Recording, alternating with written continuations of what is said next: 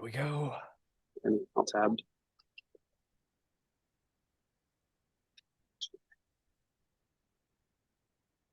Hello. Atticus. It's Atticus.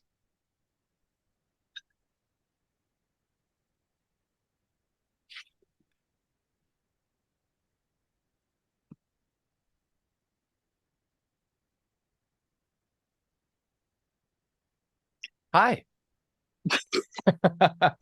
Doing exactly what I'm being asked to do. Love the dice.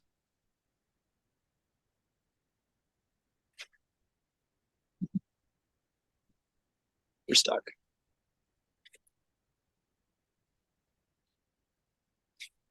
Oh,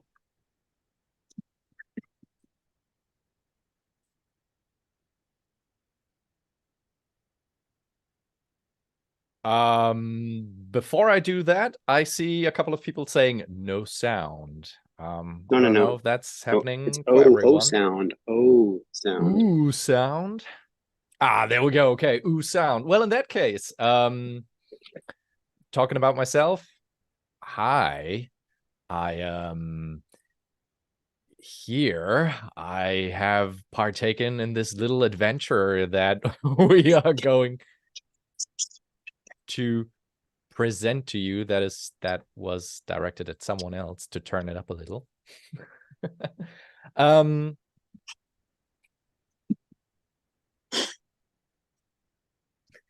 Perfect. We're All in the right. brig down Yes. below. So I was part of this whole thing. Still can't hear Convo. Oh no, why not? Oh, he's the best part. Oh He's the no. best part. He's the most important. He's been Okay. saying all of the fun That stuff was so so far. rude. We're No, just trying. that'd be hilarious if you muted yourself because that was a really great intro. I'll You muted just yourself. That's beautiful. All right, so keep talking. really quickly, hello friends. We have a plan today, and that plan is to listen to an episode of Dark Dice and chat a little bit beforehand. These are the players of the episode. They were lovely to play with. We had a blast. We're the co-DMs, and what Convo was explaining earlier, / Enrique, was that we are in the brig. We are not able to join you because we are going to be in the deep hold of the ship as they hijack this lovely, lovely stream in a muted sense. Oh, How Jeff about now, Goldblum guys? is with us as well. How Hey, about now? Can you hear me now? Give me a thumbs up on the chat if you can hear me. If you guys can't hear me, please let me know.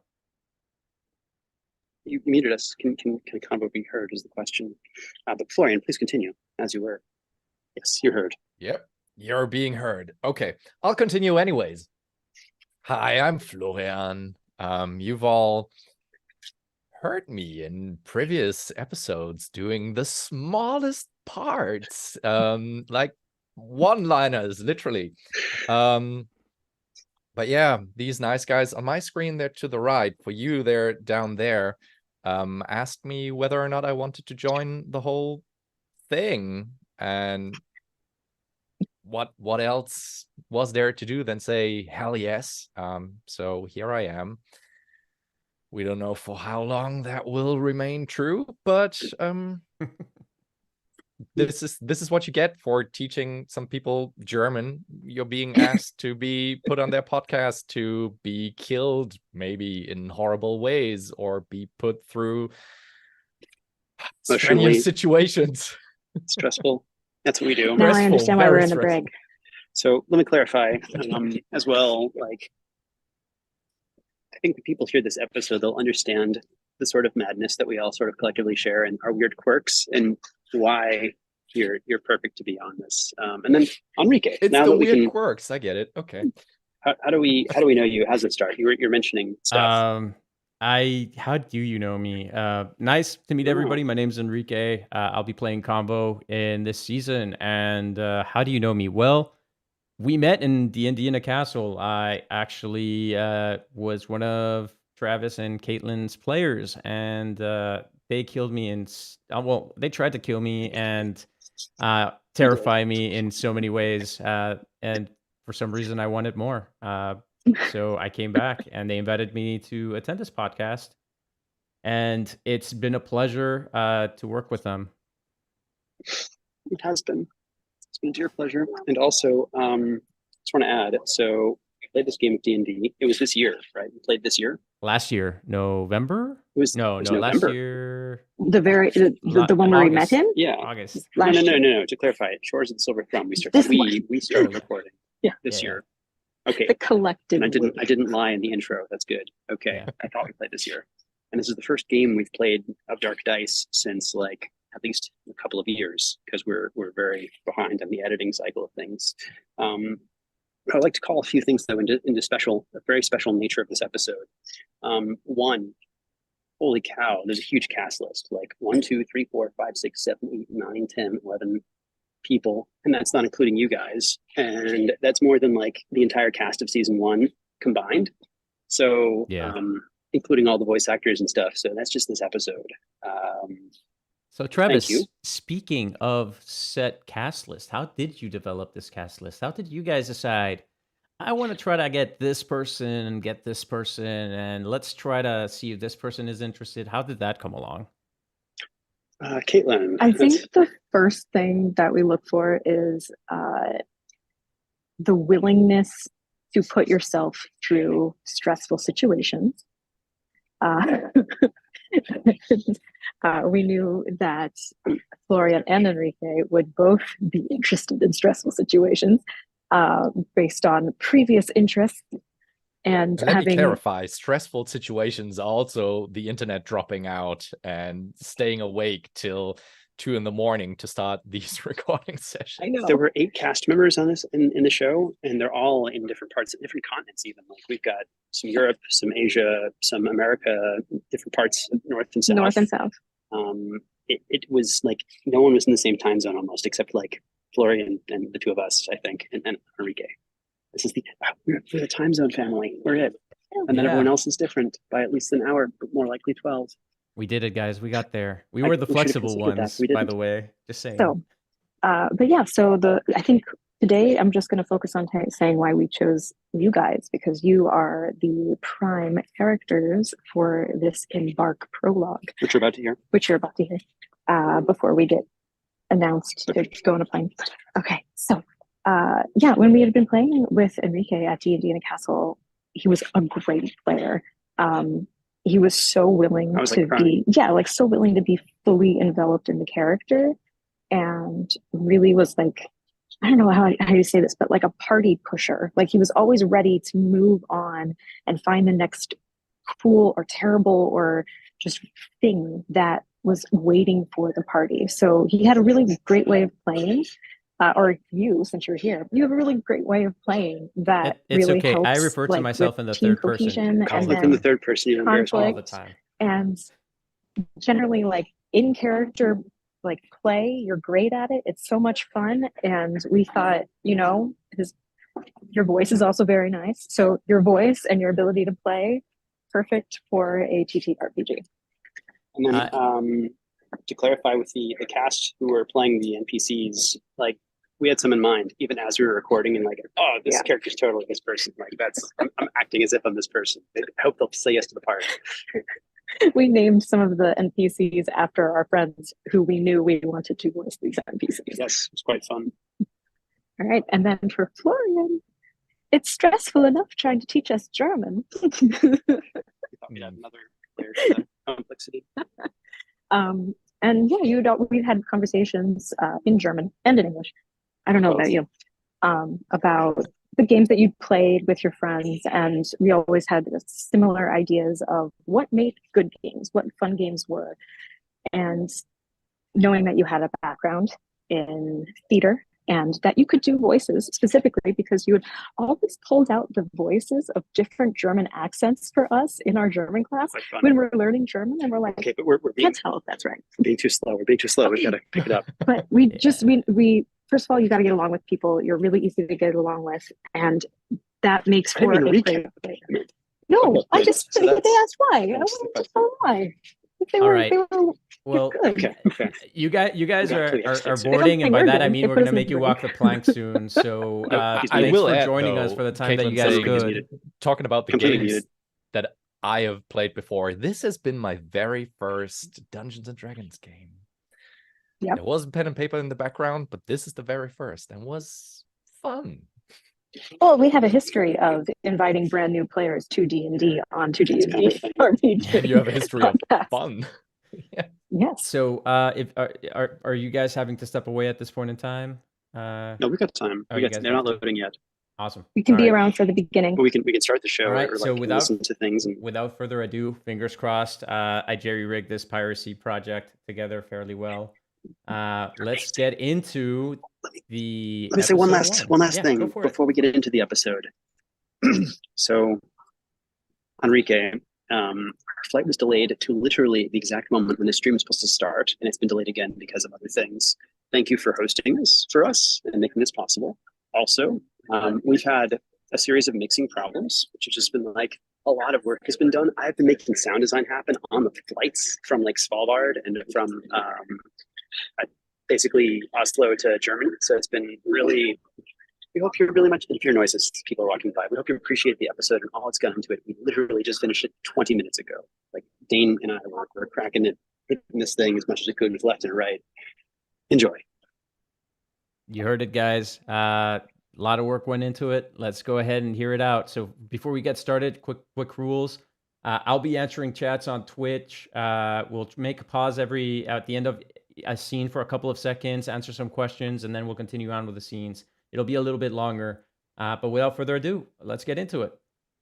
Greetings, adventurers. This is the prologue to Shores of the Silver Thrum. If you've never heard Dark Dice before, this is a great place to start. It will introduce many things about our new story and new season. The majority of its core cast will not appear until Chapter 1, and thus this episode is technically optional. You can share it with us. Nonetheless, we welcome you aboard the Willow's Wake with It's open not being shared arms with to meet us, its it's on the crew. stream. You have to listen to the stream. Small note, this episode was played and recorded in 2023 and features KA Stats and myself as co-DMs, co-storytellers. In addition to our new core cast, Florian Seitler and Greetings.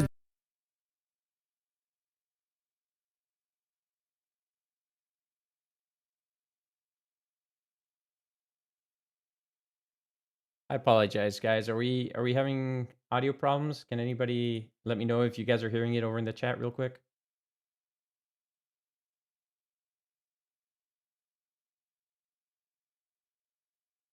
Yeah, I paused it really quick just to make sure that we're getting good audio. I was getting indications that we might not be hearing people. Okay. And Enrique Perez.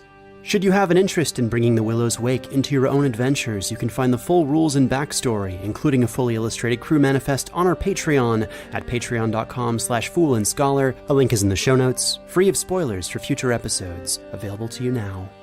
This season is going to be a little bit different, as we are working on it full time, thanks to your help. Releasing episodes every other Tuesday, so stay subscribed and stay prepared. Our show is incredibly dark, so if you're concerned about what it contains, you can check the bottom of our show notes for content warnings or for a link to our full and free transcriptions. Only one question remains. Shalis Pace, Salis. Do you seek him? Do you seek him? Do you seek Do you seek him? Do you seek him? Do you seek the nameless god? You have found yourself among those who roll the dark dice. What you're about to hear happened long ago. A story brought back from the edge of oblivion, dutifully transcribed and enhanced orally to better captivate your attention. Our tale is a harrowing and collaborative one set within a world of Dungeons and Dragons. However, dissimilar to most stories of its kind, our protagonists are not fantastic heroes of legend. They do not understand what lays on the path of their fate, and they do not overcome all odds. Fear the strangers in your midst. Never play games of fate. Dark Dice, Shores of the Silver Thrum.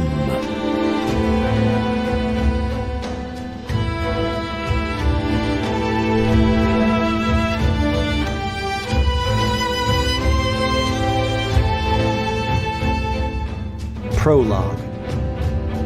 Embark.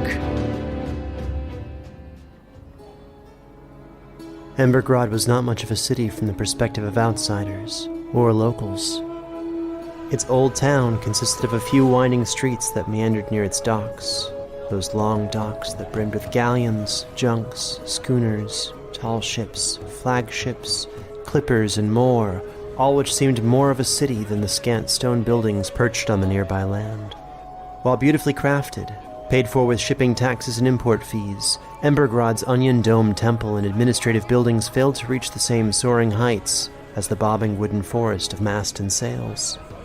Embergrad's primary road, bustling with hauling carts, passengers, crew, and cargo, ran alongside the docks, lined on both sides by the constant buzz of a working port. Within a warehouse on that bustling road, 2 men waited before a wooden counter. The ring of a small table bell faded as 2 halflings appeared from an unseen set of stairs behind that counter.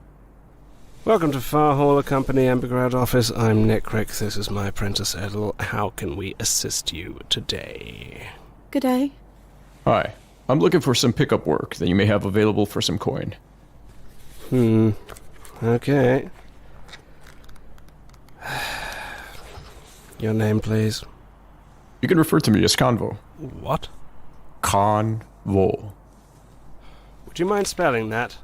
In common? It's written as it's pronounced. Alright then, we'll go with Konvo. Convo. Illiterate. Right. And you, sir, with the beard? Yes, my lovely beard. Jahre, this is me. I'm also looking for work. And how do you spell that? Jahre, just as you pronounce it. Right. We'll try Jare, since you sound Vinyl. Thank you, Yara.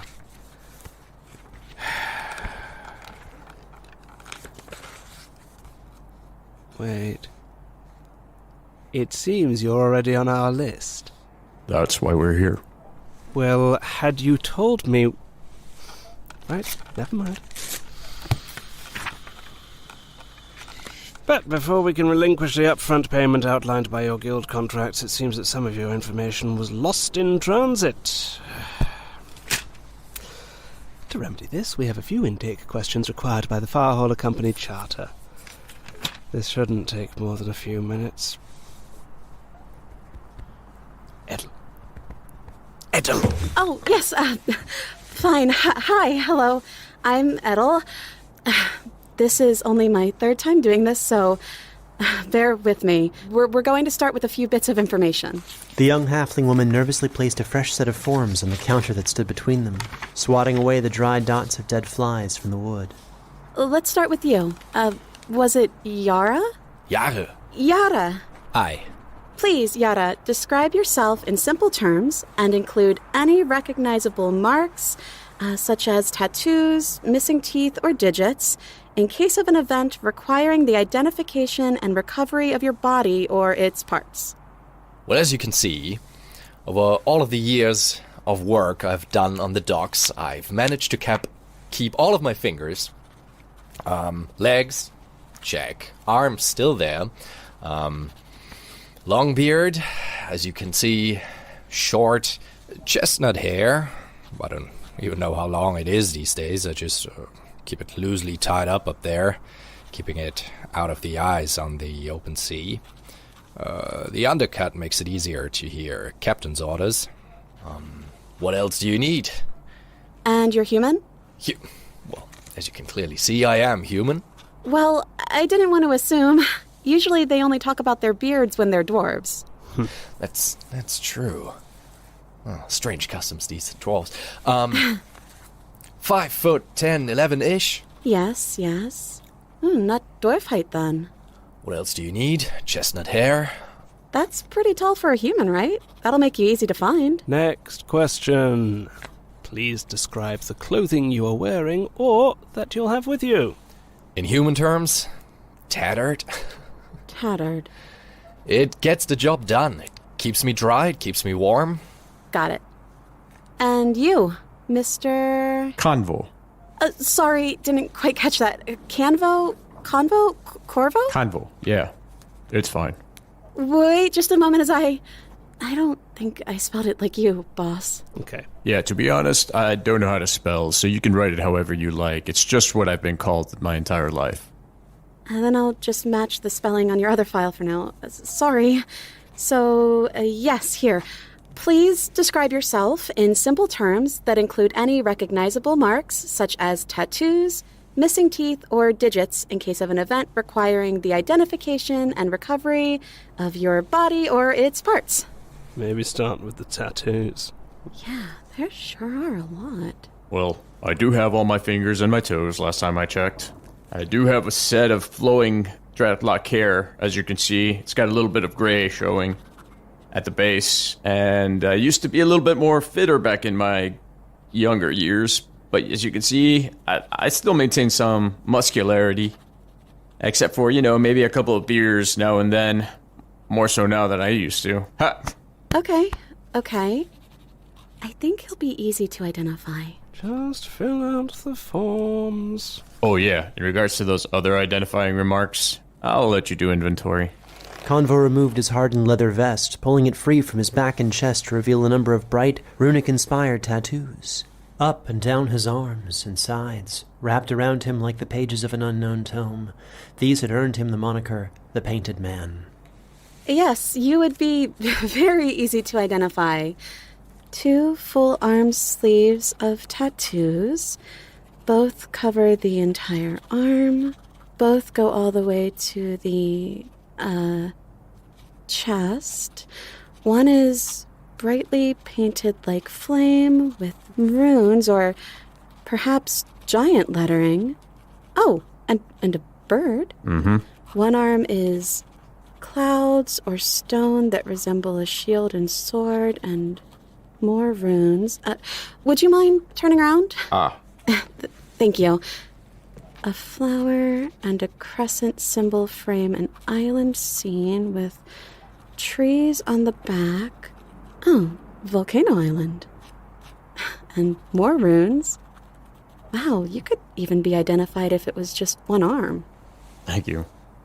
I hope not to lose any limbs. And you're an orc? Mostly. Do you mind if I list you as half-orc for identification purposes? Your legs bend the same way a human or elves would, as opposed to an orc's, at least according to this chart, and your nasal features do not appear orcish. Sure. All right.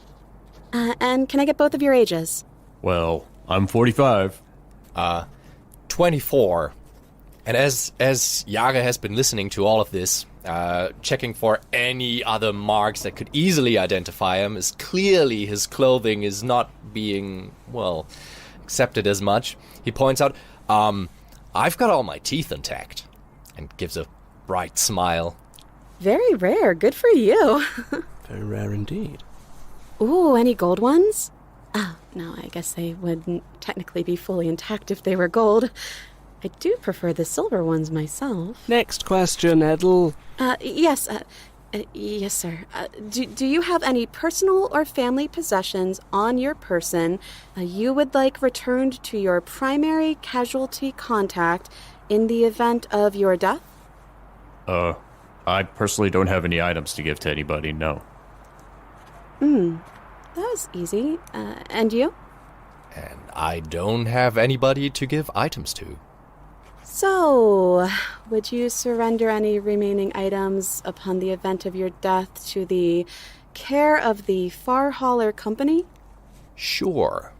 I'll tell you what, if you can recover my body, you can have my belongings. Okay. One thing to maybe take care of, though. As you can see, my feathered friend here, maybe take care of her, please. Oh, she's quite pretty, and I bet she's good at finding rodents. I'm sure someone would be delighted to take care of her. What species of owl would you say she is? Well, run-of-the-mill barn owl?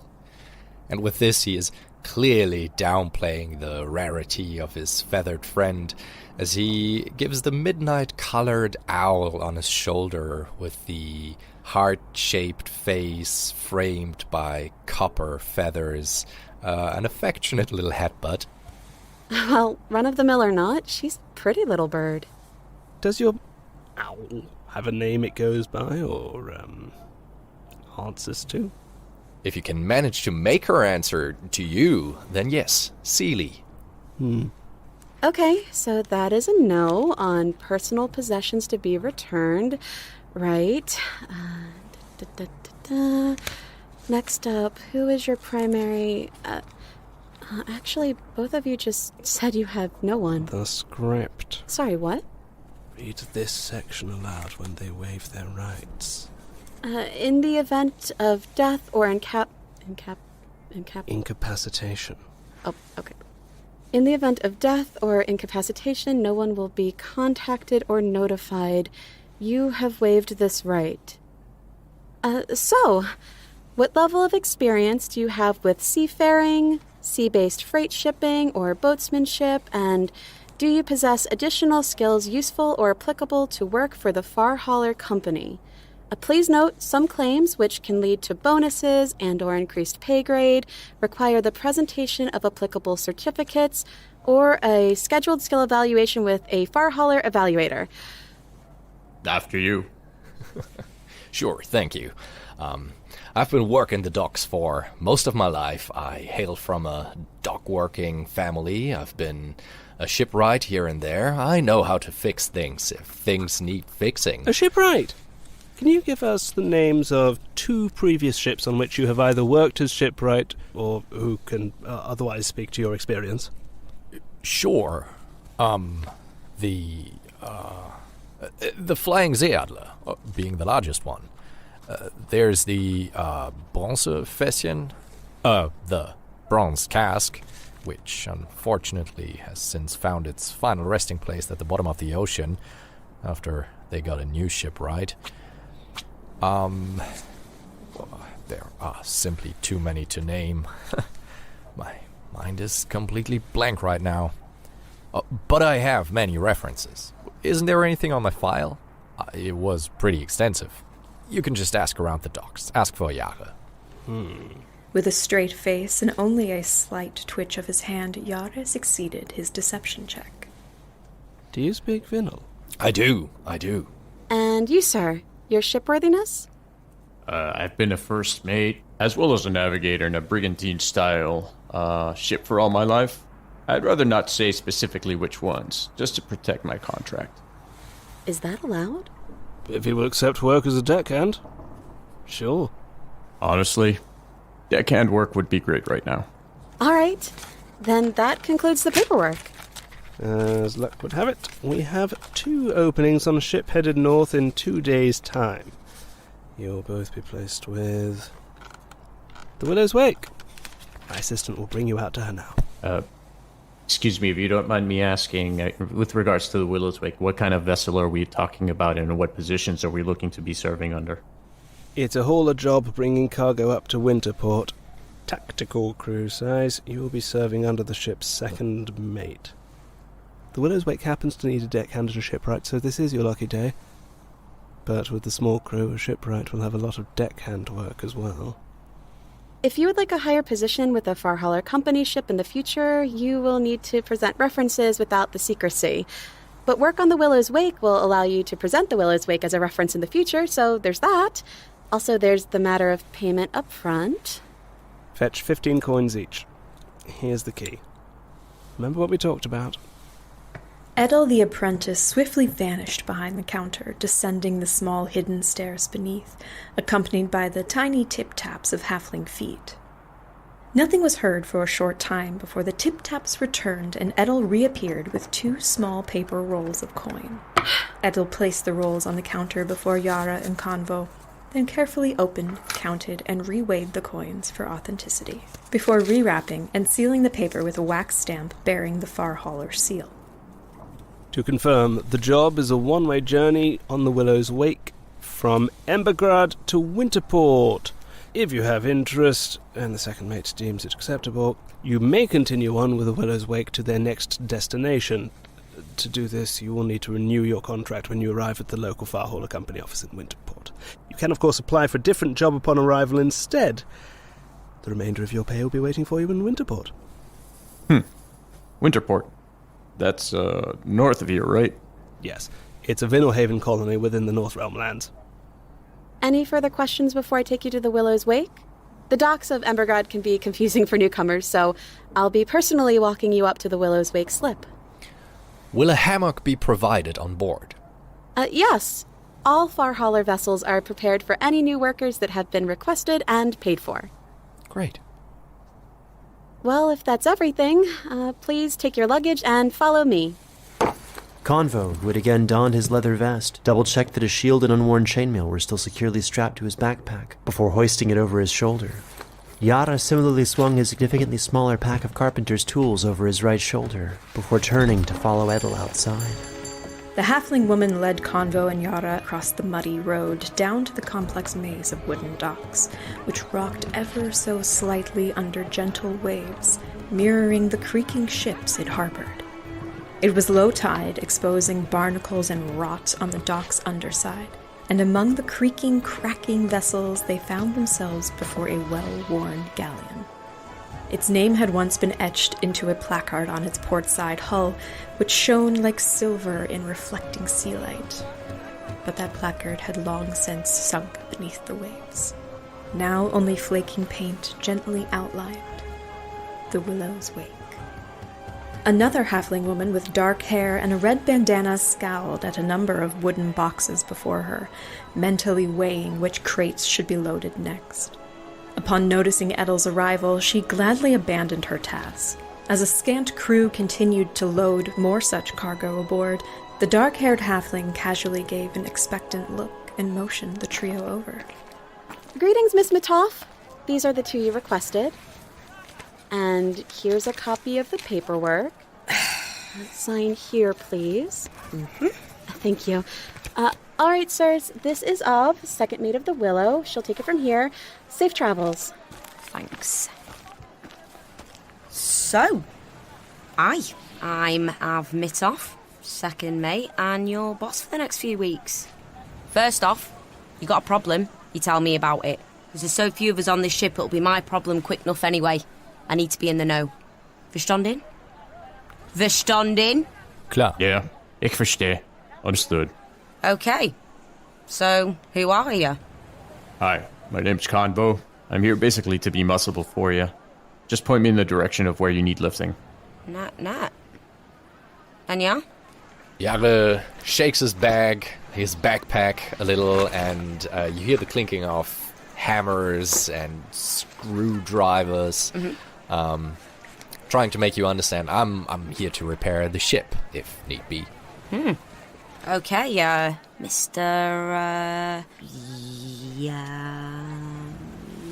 Jarre. Yara. That one's easy. Shipwright. Good to know. Okay, so anything I need to know about you being your boss? Seasickness, bad knees, vengeful lovers, bounties? No? Not that I recall. None that I'm aware of. Net. Then, any questions for Wir fangen mit the tour, Anne? No? Lovely. This way. The trio started up the rough planks connecting the dock to the Willow's Wake. With each step towards its barnacle-covered hull, it was clear that the Willow's Wake had seen better decades. Yara's keen eyes had already begun his work, glancing from uneven doors, splintering railings, and bent winches to patched and rough-hewn sails, as he shared a knowing look with his owl. Seely ruffled her feathers, either in response or instinct, though any onlookers would never know which. The trio stopped next to a rust-spotted harpoon gun, from which Av motioned to various parts of the Willow's Wake. Well, the Willow's quite a typical galleon. You got your bow, your stern, your crow's nest, and ballast. She draws 12 feet 9 inches and was built 100 years 463, meaning she's almost 190 now. She's ambition fussy. She creaks, the ceiling's quite uneven, so seriously mind your cough, but she's reliable. Over 2,200 journeys now. The forward deck has a hatch for the head, toilet. We got twin forward anchors, 3 masts, and a big fucking boom over aft. Oh, the masts are invisible from the bottom 15 feet, so Navigator Looper can see where the hell she's shearing us. There's markers, though, to keep your head from bumping into it. Also, we got a proper sea sorcerer, Galisk, so even in luffs, we can pick up to full speed and tack on a coin.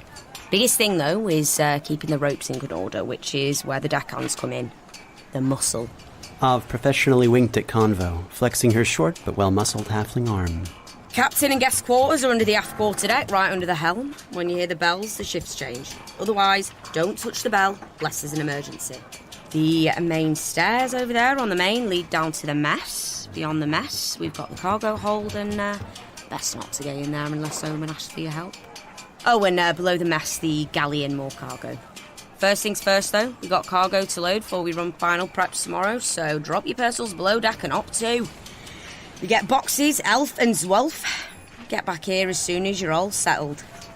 Really quick. The ship looks like it's been patched with like 10 different kinds of wood. Are there any weak or flimsy areas I need to be aware of on the deck or otherwise? Or anywhere in particular? Bunches, but it's all fucked equally. I think Gallus is mending the forward port railing right now, and they can probably speak more to that for someone, you alright? Well, can you just tell me where not to step so I don't bust my ass? I don't think it'll come to that just yet. It's more your head to watch out for. Like I mentioned, the heights are all uneven. Fair enough. Thank you. We're loading cargo already now. Step 2. Sure. The deck stairs led into the largest room on the ship, the mess. Tables and benches were bolted to the floor, and 16 hammocks were slung against the wall, able to be lashed to ceiling hooks as needed. Each hammock had a metal box slashed to the wall, and Convo had no difficulty finding an unused box to use as his own. He took quick stock of the room, surprised to find the ship was actually well equipped below deck. 6 buckets of sand for stopping fires hung on hooks overhead, which gently swayed with the rocking ship. The noise of the mess put him at ease, the same noises that brought distress to those unaccustomed to life at sea. All right, we're going to take a really quick pause. All right, guys, we're going to take a real quick pause We're not here leaving. so We Travis want to say some words. Caitlin can answer some questions for you guys. Is there anything that you guys would like to bring up? By the way, what inspired the Willow's Wake for you guys? You're muted for us, though, I think. That's weird. Did you turn this off? No. Maybe we're just not. That's weird. Did you turn this off? You just No. All right, guys, we're going to take a real quick pause We're here not leaving. so Travis and... So there's a little bit of a lag, guys, but I was actually asking Travis and Caitlin, like, what inspired the Willow's Wake? There, guys, but I was actually asking Travis and Caitlin, like, what inspired the Willow's Wake? There, guys, but I was actually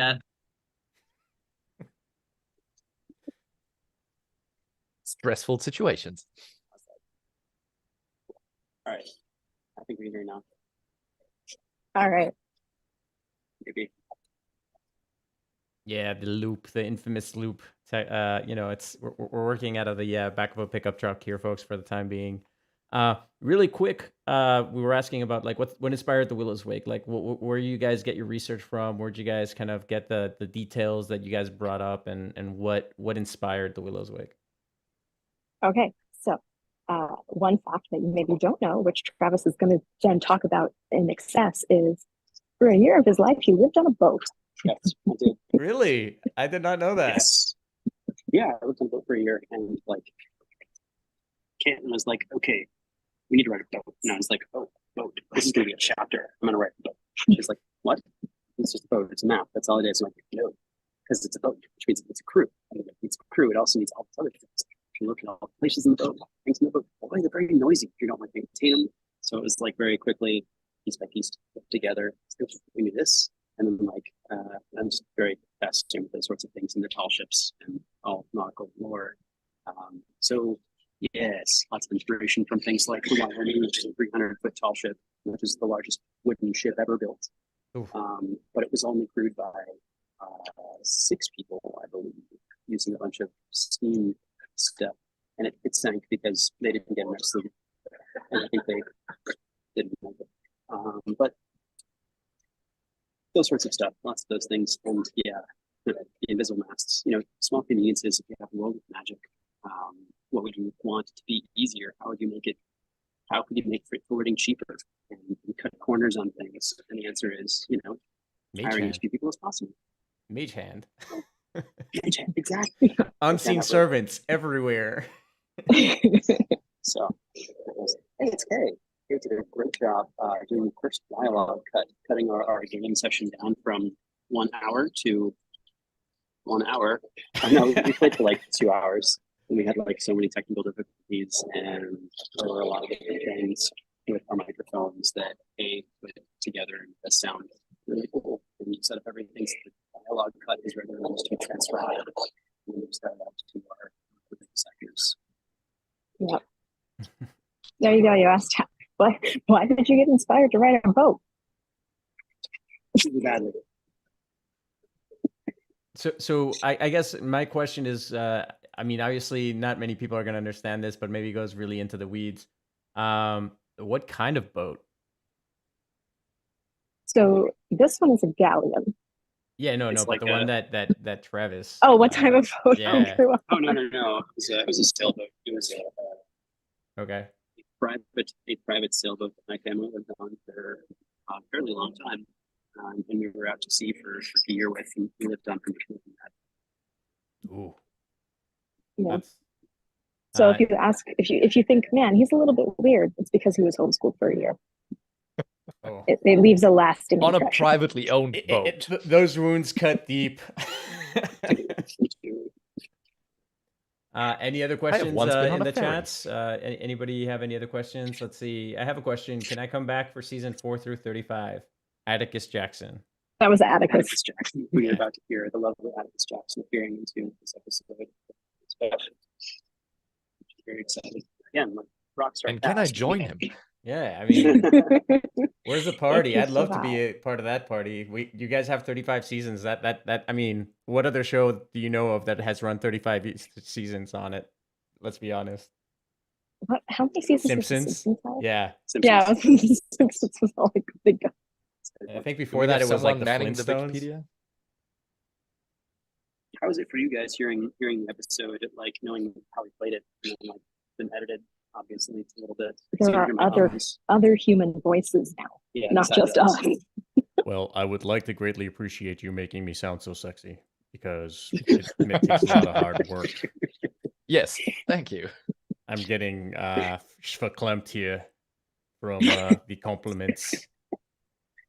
Cutting out most of my yes, yeah, I know what I'm talking about. Sure. We do the same thing for our voices. Yes. But I do have to add, like, there are moments where Anpo just makes up words, and I think they're beautiful. And we left them in. We just peppered them. We didn't touch anything with those. They're all. And then, like, some retakes that were required, because occasionally retakes. And then he's like, "What's this word?" I'm like, "I don't know. You said it." Yeah. That's the best when you know, and I think that's just always fun of it is like you try to say something technical and then you're like, people are like, yeah, sure, I'll buy it. Like, sounds like it's part of the whole thing. Sure. It was really fun. I know that there is a scene coming up in this very episode because it's not over yet. Oh. And no, it's not. Certain people will have sat at the game thinking, okay, I know what this object is, but do I really remember the word corkscrew right now? Or do I need to do it in the retakes? Some of us did really deep research on a vessel thinking that this whole adventure is going to be in a ship, just to have to toss that out maybe 3 hours later because of other situations. It was a lot of interesting. I'm so happy though, you guys. And then having like I should clarify one more thing though. Like the reason we do retakes, it's not to make us sound better. That helps, but we have these moments. I need help. We have these moments where like having a scene and it's really intense or like really whispery, and then one person like didn't whisper their response, so we need that to be like whispered so it feels like you're in the scene. Or more often than not, Caitlin and I were like trying to send info dumps to people. Like, okay, we're going to describe the boat to you, but that's going to be really boring for people to listen to for a while. So let's just give you a bunch of text to be interesting. You describe the boat as your character. Like, oh man, it smells terrible. Whatever. And that's the sort of stuff that those are the retakes that we should typically do, is to cut our voices out as much as humanly possible, so there's more narrative. You want to hear other people. The world feels more full when it's not just us. Yes. Yeah. And sometimes the other people are Felix Trench. They are sometimes. All right. Or Nicole Goodman. So let's take Yes, one more that as well. question. If anybody in the chat has one more question, if not, we'll go ahead and continue here shortly. I will say I feel like it's a lack of seafaring adventures in 5e. I would agree, actually, Mary. A lot of them don't tend to happen. I think it's maybe because of the enclosed setting or the feel that like not much happens in 3 stories worth of a building at all times. But I'll just say that they threw that out the window with this one. So I hope that you stick around, and it's going to be a great adventure, a great seafaring adventure. I'll say that much. All right, let's go ahead and continue here shortly. We're going to go ahead and mute our buttons or mute our mics at this time, and then we're going to go ahead and continue.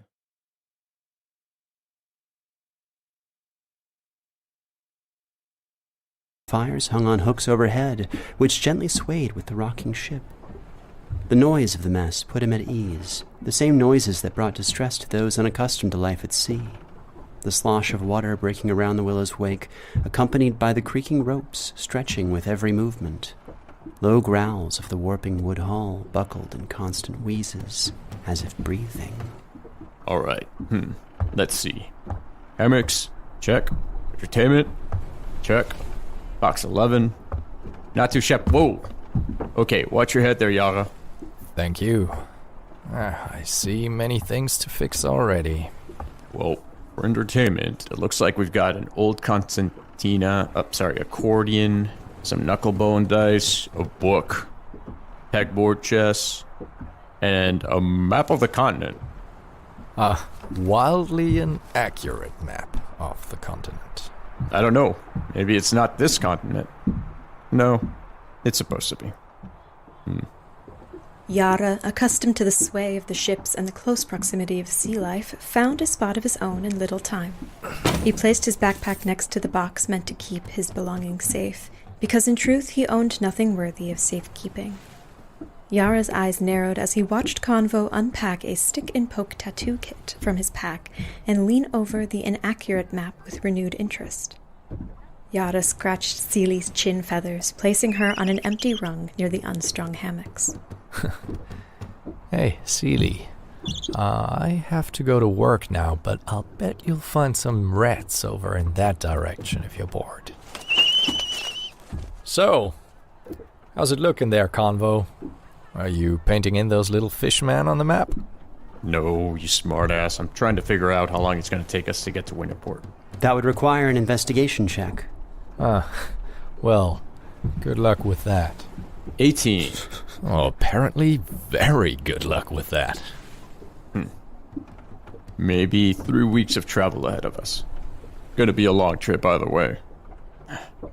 I guess let's get to work. Above deck, wind whipped the curled sails, clashing metal rungs and ropes danced in a gray sky. Yara went back to the deck and found second mate Av Mitov on the quarterdeck examining a weathered patch of splintered wood that had to be older than Yara. Ah, Yara! Me new mate. Yeah. We've a part patches loose here and also near the head, and the main sails need shoring. Sure thing. And there's an issue with the galley vent in the captain's quarters. Yeah. I'm sure our new shipwright, any shipwright worth their zolts, can find much more than that to make fast. Yeah. When you get the time. No problem. Yeah. Ugh. Please check with Udar down in the galley. Udar's the cook. She's plugged up a few springs, made a bit of hardtack a few days back. I think it might be a problem. It will be fixed. Thanks. Convo joined them on the quarterdeck. Oh, Convo, you can start mitt that there. You got it. Convo nodded and walked over to the dock. He hoisted up the first of the large wooden boxes, lifted it from the squeaking docks, then brought it down through the mess and beyond into the forward cargo hold. Convo felt more confident about the layout of the ship with each trip to the rat-infested hold. He made note of low-hanging frames and uneven patched planks. Better to learn them now at shore than out on open waves. Convo counted how many steps it would take to move from one location to the next, or what rested within arm's reach at any given moment, imagining himself running through the ship in a hurry during a night of violent seas. His assessment grew with each trip, and on one occasion, while maintaining unflinching eye contact with Seely the owl as she scarfed down a rat, Convo registered a strange stone pole in the middle of the ship's aft mess.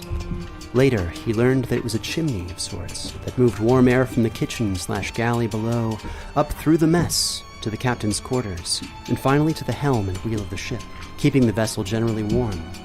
Though greatly aged, the Willow's Wake was in functional working condition as far as Convo was concerned. Now aged himself, and similarly rebuilt from many tragedies he'd experienced at sea, Convo felt oddly at home.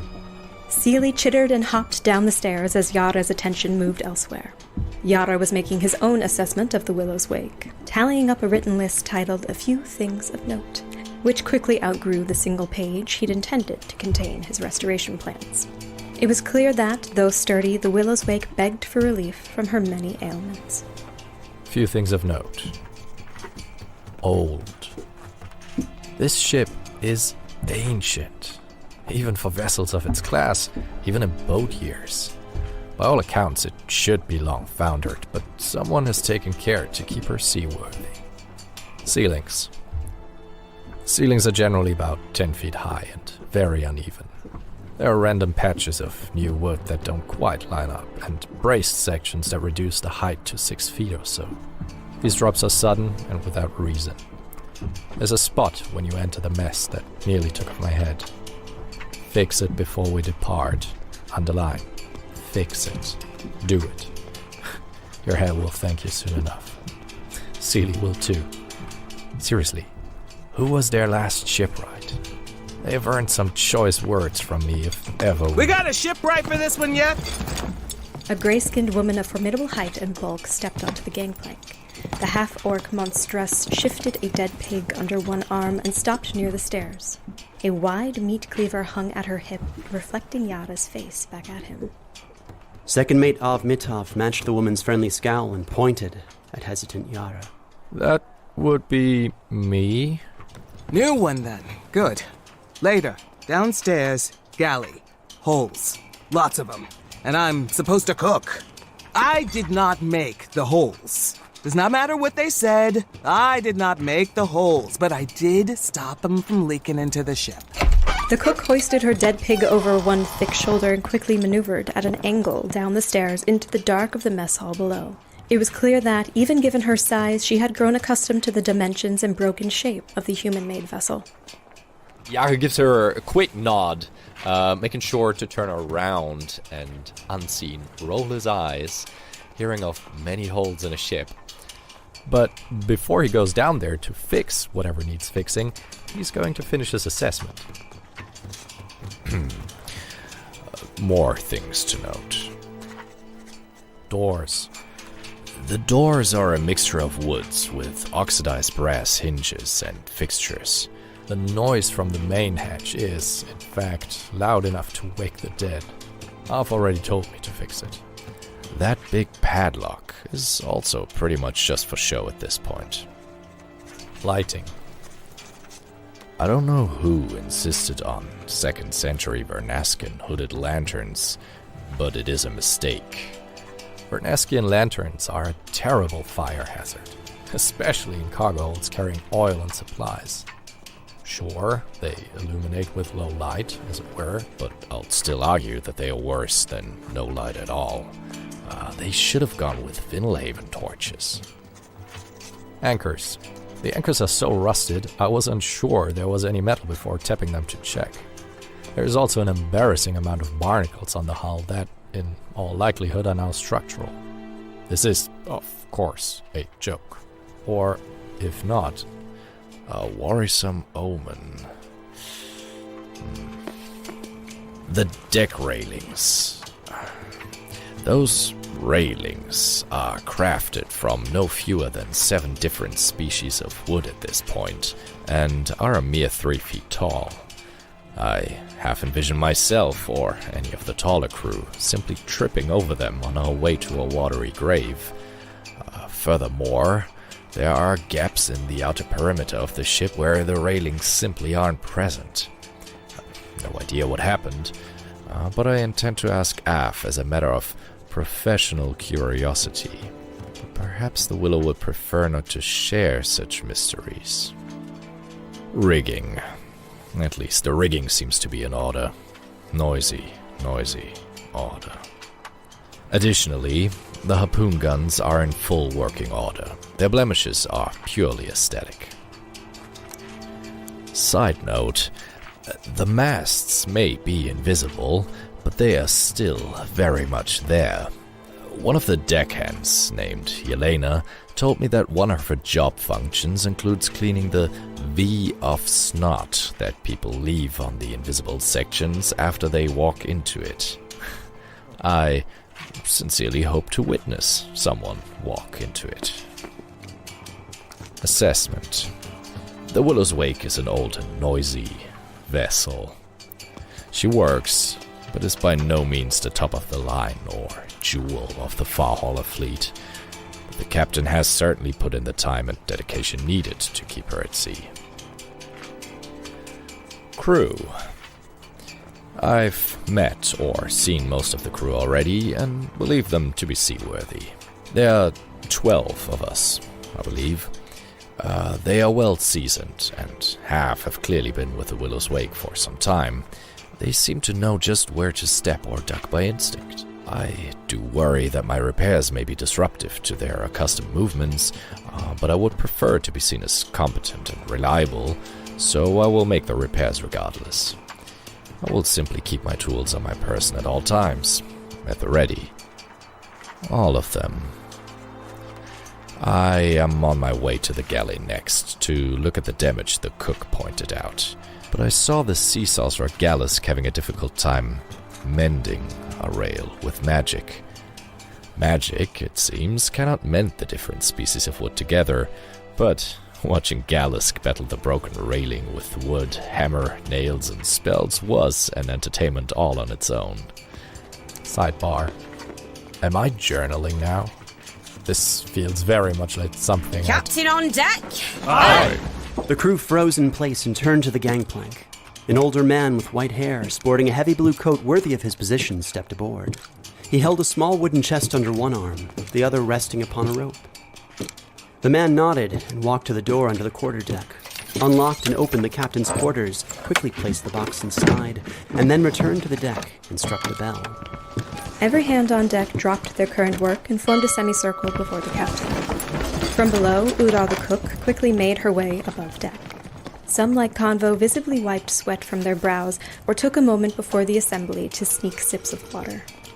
The captain may have had rein on the Willow, but it stopped at the railing, and out on the docks and other ships of the bobbing forest, the bustle of work continued.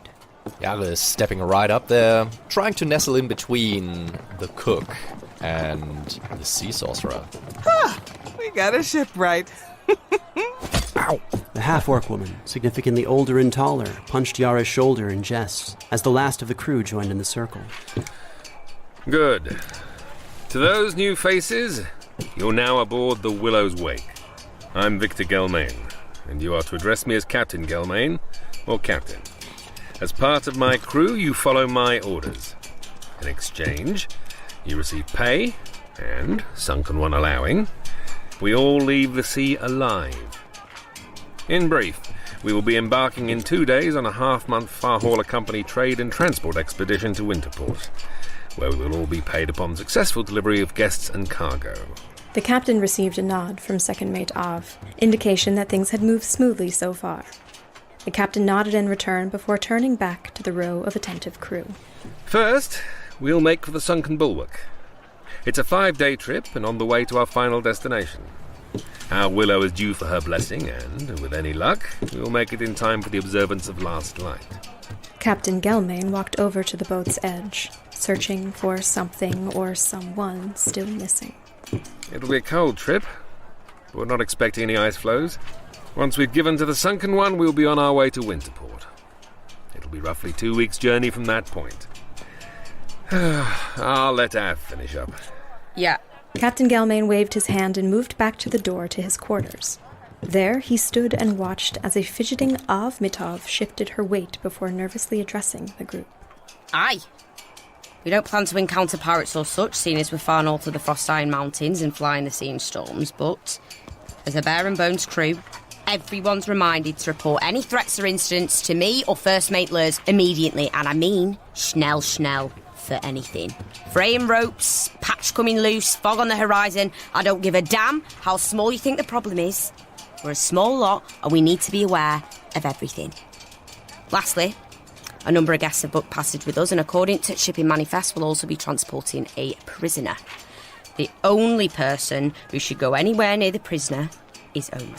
She motioned to a smirking, bearded human smoking a pipe. Omen lifted an eyebrow in recognition. Now, refrain from pissing off our guests, do what you're told, when you're told, and you'll get paid. The bigger crates will be here in about an hour. Let's get the small stuff loaded up before then, yeah? Dismissed. The crew began to disperse and return to their tasks. Udal gave Yara a side-eyed grin. All right, shipwright, follow me. Heading down to the kitchen. It's time to fix those holes. Fix them best I could. So I go to the small goods stack and start carrying things back in. Convo, who was effectively shirtless at this time and covered in sweat, already made himself useful, as his significant size and strength aided to the task at hand. In under an hour, he and the other crew members had successfully loaded the available cargo into the ship's holds, and were now afforded a short break before the larger crates arrived. Convo used this opportunity to drink and compile his thoughts as he chatted with deckhand Yelena. This would require a persuasion check. 18. So you're saying the captain's retiring soon?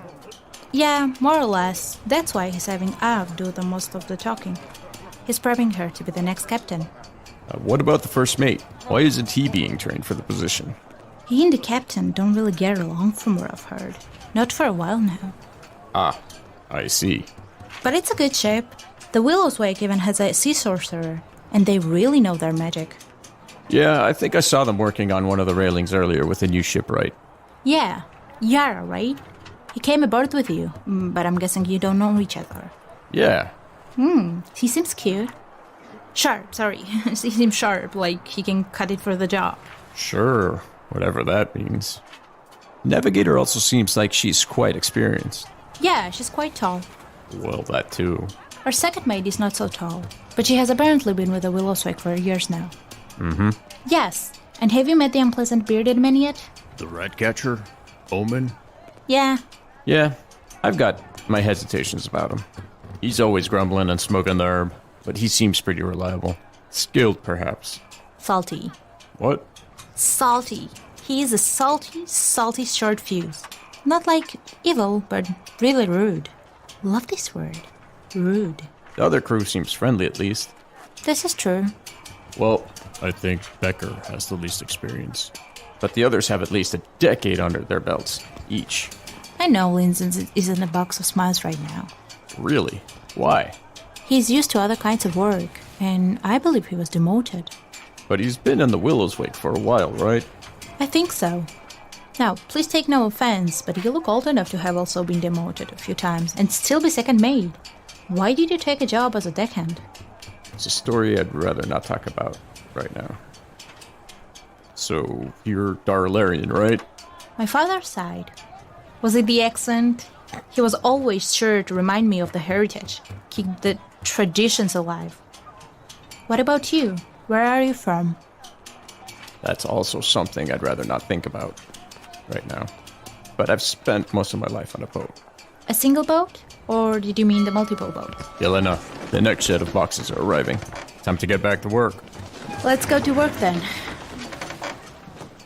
On the lower deck, a hatch opened, and a small staircase that more closely resembled a ladder led down into the galley. Warm and potent air rose to greet Yara as he descended. It was not the scent of fish, nor meat, but the fragrance of strong, pungent spices. The galley was cramped and cluttered, and Udal, the ship's cook, seemed to have a place for every item in the apparent chaos. Udal Quit was an older woman, wide and strong, with thick gray and black-peppered hair and green-gray skin wrinkled from decades of sea sun and salt spray. Chaos described the room rather well. It was hot with burning coals, and flames licked the bottom of a large pot as a stew simmered. The shelves, walls, and countertops were dotted with contraptions that were a mix of simple and modern cookware Yara had never seen before. From a heavy hook in the ceiling, supported by a crossbeam, the large corpse of a pig hung, dripping blood out into a metal bucket below. Holes in the walls were haphazardly filled with knives, hardtack, and wax in an effort to keep out water. Uda directed Yara to the first hole of many, one on the port side hull, and stole a pleased nod before returning to her air of indifference. Start on those ones. They're the oldest. Yara is going to take a quick look around the room, mumbling to himself, well, that is not how you keep the water out. It's working, isn't it? Sure. Or who knows how long. The spare wood, coal, oil, and pitch behind that door. It's a lower hold. Let me know when the knives are out. I need them back. Otherwise, I'll be cooking. Uda began to chop and slice, preparing food for the ship's next meal. But she intentionally chose to stand where she could watch Yara work, and believably feign indifference. Yara picks up a nearby towel, a lit candle, and moves towards the biggest knife. After a few moments of heating up the wax, he'll pick at the hardtack with his chisel and pull out the first knife. Whoa, okay. That's new. This hole is so old. The mold is holding it together.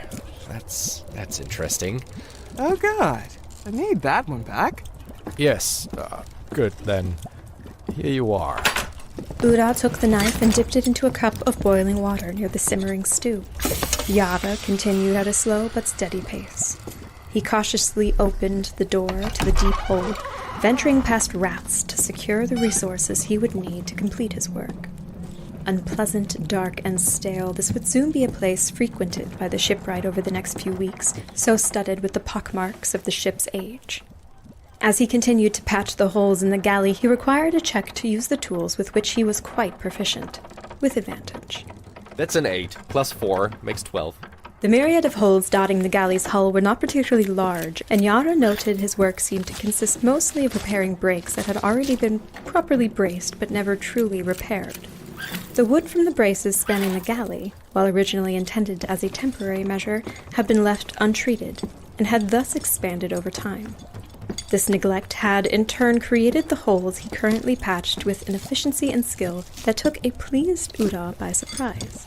Good, you do know what you're doing. Do the next one. Actually, wait, no, do that one, because I need the fillet knife.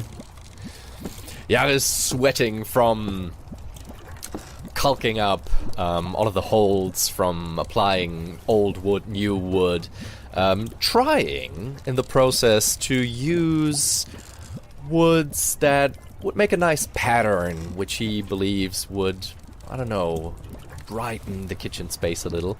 And as he does all of this, he inhales quite often, going, that reminds me. Never finishing the sentences, but in general, having an impressed air about him. A competent shipwright. Gotta have all my knives back after this. In the warm, flickering light of the galley, heavy with the weight of spiced air, Yara felt as though he might have made a friend aboard the Willow's Wake. Hopefully the first of many, if true skill and hard work was all it took. Meanwhile, on deck under gray, shrouded skies, Convo continued to load smaller cargo aboard the Willow. He noted that each box was marked in some manner to denote its use by the far hauler company. Some crates were stamped, others had fluttering paper tags attached via string or tacks. Only those objects of personal use, such as he saw, a new box of flour for the galley, were unmarked by the company's sigil. But then a particularly curious small crate in hand, Convo required a dexterity saving throw. Ooh, a natural 1. The Willow's Wake was still unfamiliar grounds, and catching his foot against the bottom of the short, unseen railing, Convo fumbled. Whoa! The small crate dropped to the deck and spilled its contents out over the wood. Frickin' almond-shaping wood here. A mess of packing shavings and dense moss cushioned the fall of the delicate and deranged figurine that spewed forth. An idol of carved and glistening bone. Or worse. Sorry about that. Are you okay, you guy? Sorry. Let me help you with that. Fuck, that's ugly. Deckhand Linson, bucket in hand, bent down to help collect and clean the spilled crate and its contents. But as his hand moved for the idol, it stopped. Don't touch it! I'll take it from here. Galisk the Sea Sorcerer waved their hand, cursed a spell to life. Summoning an unseen hand of magic, they lifted the fumbled contents and moved the frightening figurine back into the small crate. Floating moss landed on the idol delicately, as though fearful it might wake. Then, cautiously, with a slow gesture, Galisk shifted the wooden lid back into place. It's from Jen's lab, I think. And it's expensive, so please be more careful. We cannot afford a reputation for ruining cargo. Sorry, I'll do my best. Behind them, Captain Gelmain had simply materialized in a way only a superior officer could. Bastards! With a scowl, he stared at the box, showing a hatred that took Convo by surprise. The captain hastily departed from the ship, indicating with a flick of his wrist that Galisk was to follow. The sea sorcerer hopped over quickly, closely in the captain's wake. As soon as I see him do that, just realizing that he's slightly agitated, I do my best to quickly pick up all the stuff around the box, and quickly like to close it all up again, just to kind of steer away from prying eyes. Hey, new guy. Words of advice? Captain's not mad at you. Okay, thanks. I didn't want to start my first day off on the wrong foot. The hour passed, and work continued. The captain and the sea sorcerer had not yet returned, but second mate Av had a handle on things. Afternoon, a barge-like port pontoon controlled by dockhands with long poles pulled up beside the Willow's Wake. Their pontoon was anchored 4 times over, securing the movement of the large crane it supported. The crane was moved into place, and the first of the larger wooden crates were hoisted from the dock down into the depths of the Willow's cargo hold, through the central deck hatch. After several crates, a cage was then lifted from the dock. A feathered beast brooded behind the bars. Chittering and growling, it licked its vicious beak and stretched its feathered arms out beyond its prison, having hoped to meet its long talons with its captor's flesh. Give it a bite then. It will stop swinging. First Mate Mason Lurs arrived to the dock looking winded. He hopped aboard the Willow's Wake and motioned to Linson to toss a dead weasel to the beast. With a snap and a crunch, the creature grabbed the weasel in its beak and drew its arms back within the bars of the cage. Do I recognize this beast? That would require a knowledge nature check. And 9. Yare, having finished his work in the galley, arrived on deck just in time to see the creature lowered into the hold. Do I have nature? Oh, I might have a chance. So Yare, he stops dead in his tracks, walking up the stairs, fidgeting around with a corkscrew that he got out of one of the holes, thinking that is the opposite of what you do with these. Keeping it as kind of a memento, because he managed to sneak it out of the kitchen. It wasn't missed. And of course, nature, it's a 7. That kind of looks like a bird bear. Like a bear that's a bird. Like feathery. Kind of reminds me of an owl that is also a bear. And doesn't break any trademarks to name drop. Yeah, kind of like a bear owl. Stop that gawking. The first mate addressed not only Yara and Convo, but the entire crew, all of whom had been entranced as they watched the dangerous creature lowered into the shadows. Once it was out of view, the crew quickly dispersed, and the rest of the cargo was loaded without incident over the next hour. As the sun set early on that winter day, the second mate rung the bell, and the crew of the Willow's Wake were officially free to rest.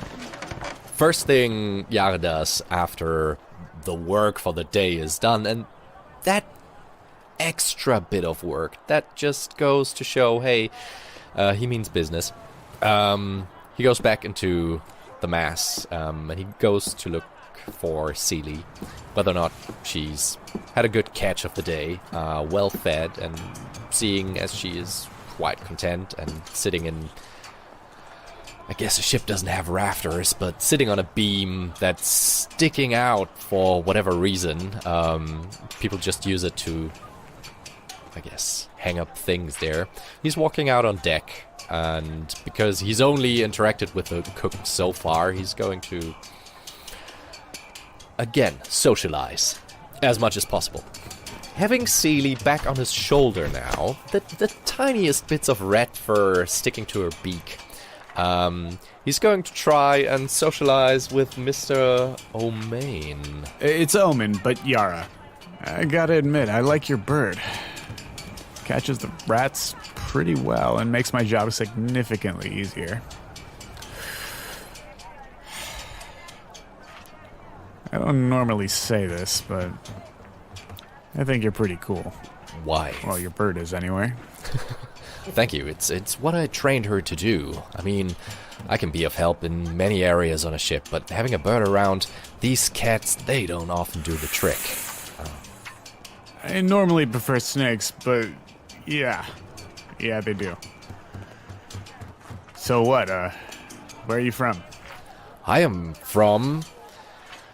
And Yara thinks of a place in Vindelhaven.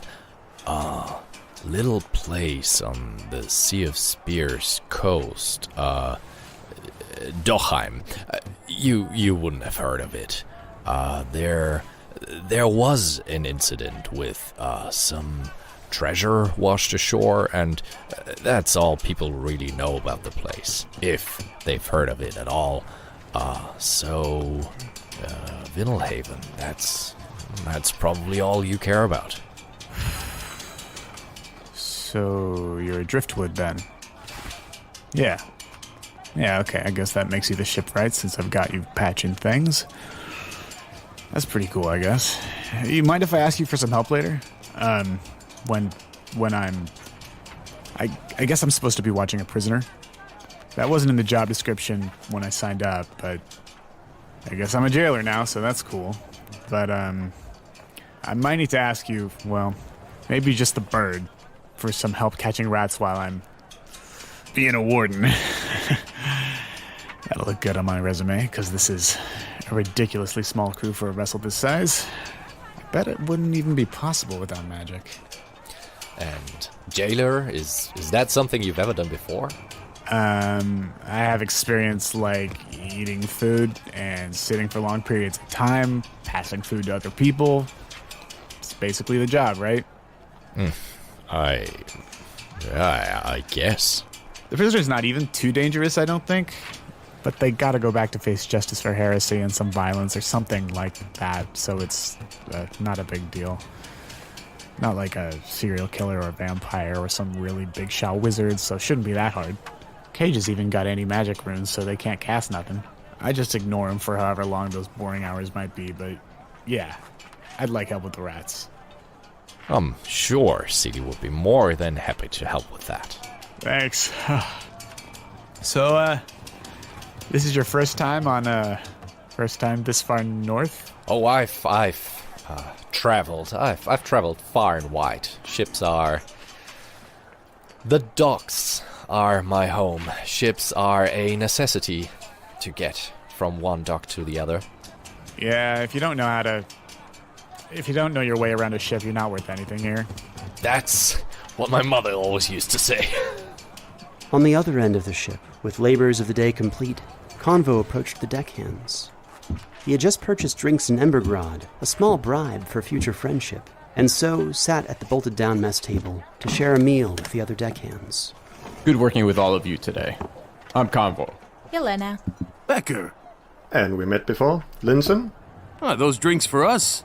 If you feel like drinking with me. I'd say, by Dwarven law, that makes us friends, Convo. And I'm all gladder for it. So how'd the day go for all of you? Today was a day, but tomorrow shore leave, so there's that. Yeah, I don't know what they put in those boxes, but it feels heavier than the last job. Aye, but I'd say as bad a day as some of us have had, it couldn't have been worse than what you went through. 'Cause you're getting old. The captain looked very angry. Yeah, what was that about? He seemed pissed. Not necessarily at me, but at something. I kind of lower my voice and say, so is there some kind of contraband that we need to be aware of? To be hiding or something? Just good to know ahead of time. I wouldn't know anything about that, but one thing you need to know about Captain Gelmain is that he's a very superstitious man. No kidding. He even has the sign of Neldeach on his necklace and cuffs. Becker, I'll come out and say it. You seem quite sturdy for your kind. I always kind of thought that tieflings were, that your type were a little bit more of the nimble variety. I'm not saying that's a bad thing, but you're actually quite sturdy, if you know what I mean. Did he just call me fat? No. I think he did. Because I'm proud of my weight. Oh. Tieflings, like humans or orcs, have a variety of body types. I mean, look at your ancestors. Most orcs have legs that go the other way, just like my ancestors did. But as you can see, I was born with sea legs. Yeah, it was not meant to be an offense. Curiosity, I grew up in the sea and we don't get to see tieflings very much. And usually when we do, it's more of the quicker type, not the heavy lifting kind. I understand.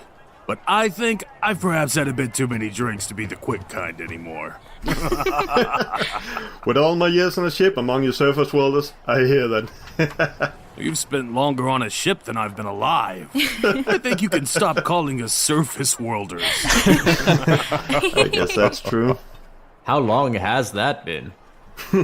Wouldn't you like to know? I mean, yeah, that's what I'm asking. Maybe we can swap stories some other time. Tonight I'm just enjoying a drink. But by all means continue your conversation. I find you quite amusing. Oh, thank you. But on a serious note, me being the new guy here, who's the one that's been in the ship the longest, out of the three of you guys? Linzen raised a finger to his nose, as Yelena and Becker pointed to him from behind their drinks. Yeah, probably 50 years or so. Lucky gargoyle. So as long as Gelman. Oh, well, that is impressive. And yet he never made you second mate. Not needed. I don't need more stress or responsibility than I've already got. Which is more than enough, trust me. I'm not looking to fly my own flag, just looking for a simple life on the water with just enough good drink to calm the soul. You slept on a mess floor last night because you were drunk. So much stress. So, you mentioned the captain being superstitious. Is he overly superstitious? What sort of superstitions are we talking about here? The sea kind. The kind that's kept him alive all those years. That's why we're heading to the sunken bulwark. It's rubbish. All of it's rubbish. It's not rubbish. It's superstition. It's religion, just not yours. You don't believe in giving offerings to the goddess of the sea? I don't think the sunken one gives a damn about what we do. She drowns sailors, traders, and children alike no differently than any other natural disaster. Praying to her is not going to change anything. It's a precaution to keep her fury away from us. His stupid first mate buys into it too. Galesk maybe, but it's Gelmain's willow, and he says we must pay homage. His boat, his rules. Oh, okay, so both of them are the superstitious type. Well, what does that have to do with this sunken bulwark place? I think I heard Ov say that it's going on maybe a decade now since the Willow's Wake was last there for a blessing. Ah, so it's a religious site. It's an island where the faithful followers of the Sunken One built one of her grandest temples. We go once a year for smaller personal blessings, but every 10 years Captain Gelmain has us bring something big to offer in exchange for the blessing of the Willow. It's a tradition. I have no interest in returning for it. Then stay on the ship when we get there. Hells, man, he wasn't talking to you. Just drink and shut up. I think I will. Linzen stood and stepped toward the stairs.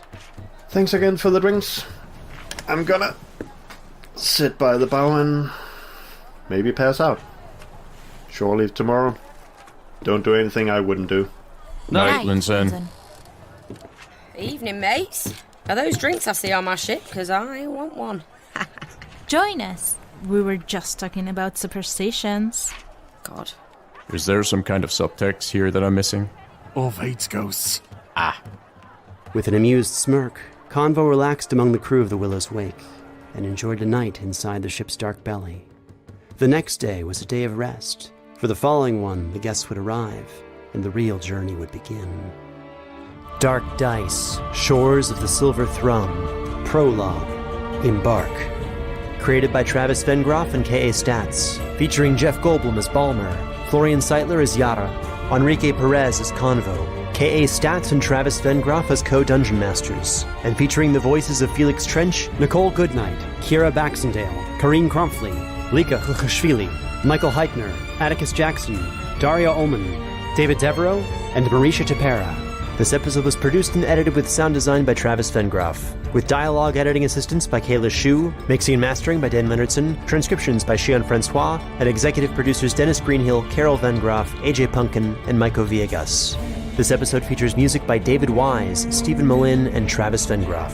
To support this production and get access to bonus releases, music, world lore, art, and early access to future adventures and D&D materials, please join our Patreon at patreon.com/foolandscholar. This is a Fool and Scholar production. Thank you for listening. Greetings, adventurers.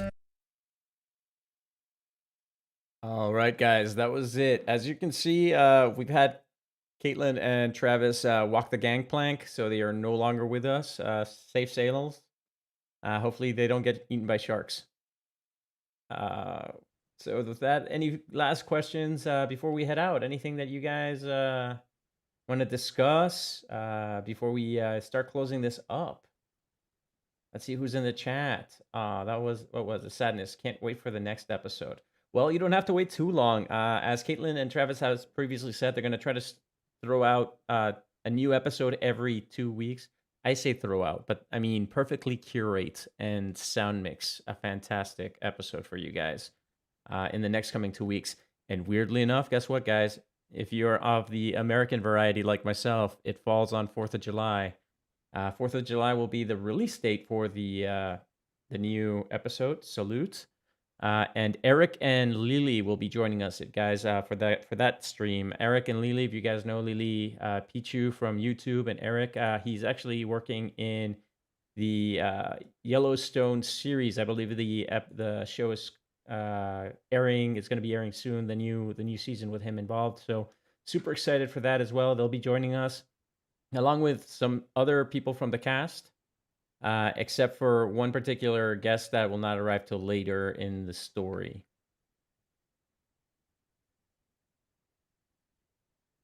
Sounds about right. Yeah.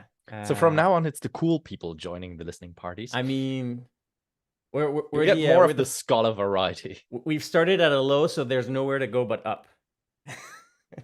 Yeah. Let's see how many of them survive. Let's see if you'll be back to just us. In some time, or not at all. I don't know. By the way that I was tripping and falling on this episode, I may just fall overboard and not make it to the second episode. We'll see. He falls over and breaks his neck. You know, rest in peace, Convo.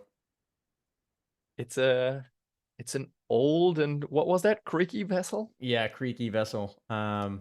That was great. The sound and the immersions were awesome. Thank Dane Leo for that. Apparently, he's been doing special effects, and they're nailing it, man. Those crunchy Tostitos or crunchy Juanitas did the trick. Travis and I are double teaming the sound effects this season. Super exciting. Yeah, man. Sounded fantastic. It'd be kind of cool to kind of do a little deep dive on the sound effects whenever you guys have the chance, or maybe in the next episode. I'll try to sit in on the stream and do a little bit of typing. It'd be fun. What do you think, Day? We can kind of talk a little bit more about the sound effects, where it come from, and we can just kind of add that to the stream. That'd be fun. As far as working around the scheduling for playing, how was the experience different working with Dark Dice as opposed to a traditional TTRPG? Oh, man. Florian, why don't you start with that one? Well, usually it's a bunch of friends trying to come up with a date for when do we play next. And I can just say from my experience, we have just recently gotten together again to play a session of Pandemic Legacy Season 2 that we haven't touched in 3 years. It was lying there. The last entry was from 2018, I think. Someone in the chat, please correct me if I'm wrong. But that's pretty easy. But I gotta say, Travis mentioned that earlier. We got people from 6 different time zones.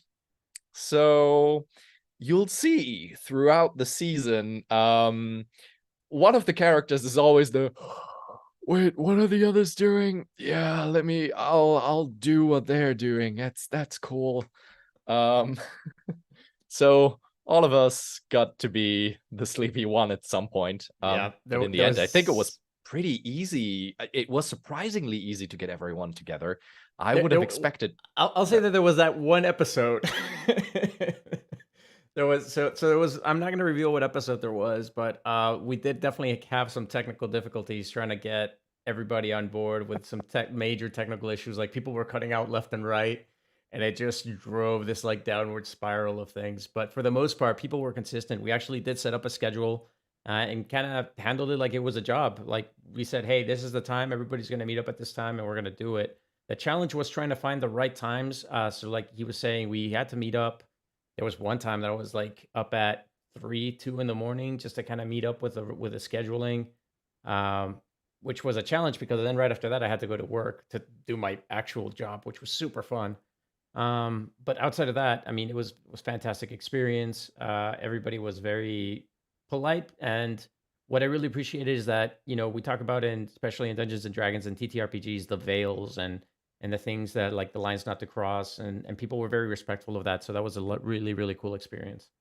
But I don't know if that was a very roundabout way to answer your question, Mary. What would you say?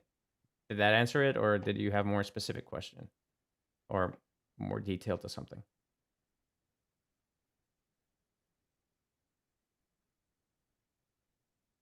Yeah, for the time zones, Druby, we had one in the US. We had a couple in the US. We had one in the UK. Caitlin, like she was saying, Caitlin, Travis, myself, and Yara here, we're all in the same timetable, which was good. But then we also had Malaysia. We had, and then we had one of ours members that was hopping around from time zones from the Pacific to the East Coast to the Pacific to some other place. So it made it very, very, very, very, very challenging, but also a lot of fun and pretty exciting. All right, guys. So like I mentioned, next release will be on 4th of July for all you United States folks. Happy 4th of July, happy Independence Day. And outside of that, I hope everybody's enjoying their summer. You guys have a great time this July and August season.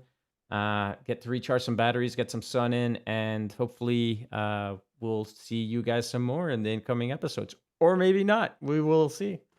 I was just about to say, enjoy listening to our characters having to endure whatever they're throwing at us. And maybe just living to see the next episode. Yeah. It's going to be heart-wrenching in some cases. I'll tell you that much. Have a great night, guys. We'll see you on the next one, and be safe. Cheers.